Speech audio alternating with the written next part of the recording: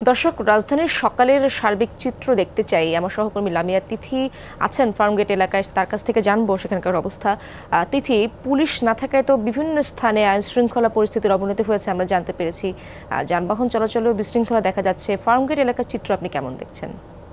Sandalina so, রূপচর্চায় আভিজাত্য। আপনাকে ধন্যবাদ।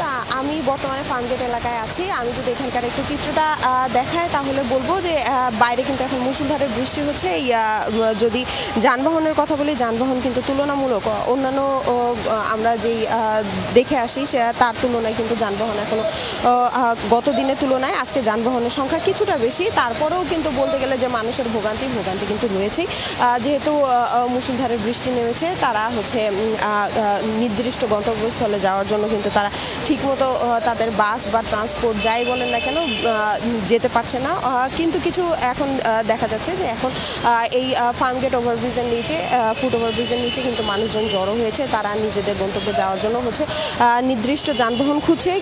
যদি বলি যে হচ্ছে গণপরিবহন কিন্তু পর্যাপ্ত পরিমাণ না হলেও গতকালের তুলনায় কিছুটা বেশি আছে। তাছাড়া কিন্তু রাজধানীতে এখন জানেন যে গতকালকে থেকে যে অফিস খুলে দিয়েছে, সে কারণে কিন্তু মানুষজন বেশ বের হচ্ছে। আজকে মানুষজনের সড়কে উপস্থিতি বেশ ভালোই দেখা যাচ্ছে। এছাড়া রাজধানীতে গণপরিবহনের পাশাপাশি সিএনজি ও রিক্সা এবং ব্যক্তিগত যানবাহনও চলাচল শুরু হয়েছে।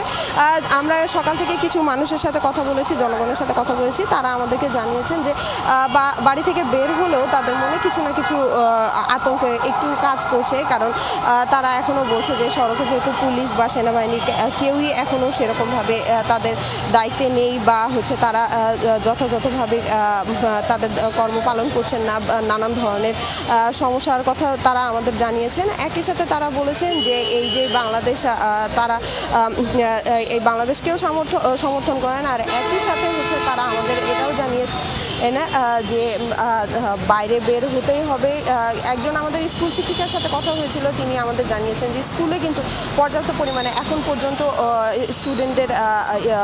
স্টুডেন্টরা আসেনি। কারণ তারা কিন্তু অভিভাবকরা কিন্তু এখন পর্যন্ত মানে বলতে গেলে যে ততটা কিন্তু সন্তুষ্ট নয় এই পরিস্থিতি নিয়ে, যে কারণে তারা হচ্ছে স্টুডেন্টদের তাদের সন্তানদের বের করছে না। বলতে গেলে রাজধানীর সার্বিক চিত্র এখন পর্যন্ত একটা স্বাভাবিক হওয়ার চেষ্টা চলছে। ধন্যবাদ আপনাকে।